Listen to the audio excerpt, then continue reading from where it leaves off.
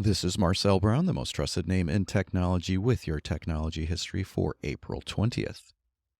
April 20th, 1940, Vladimir Zworykin, research director at RCA, holds a public demonstration of the first practical electron microscope.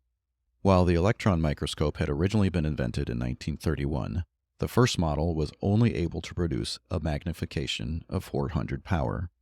RCA's model was the first to create a magnification of 100,000 power, which was truly the first practical application of an electron microscope.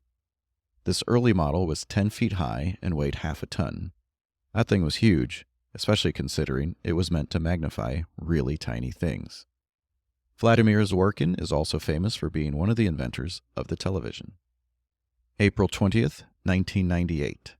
During the COMDEX Spring 98 and Windows World shows in Chicago, a public demonstration of the soon-to-be-released Windows 98 goes awry when Bill Gates' assistant causes the operating system to crash after plugging in a scanner.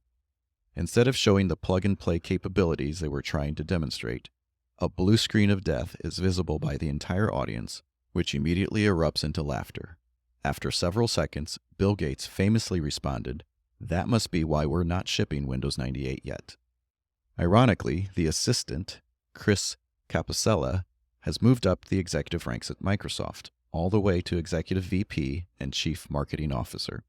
For Microsoft's sake, hopefully he'll present a much better marketing image than he did that fateful day.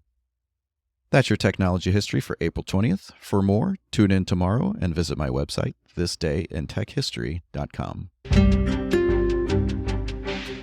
Search for and subscribe to It's 505 wherever you listen to your favorite podcasts.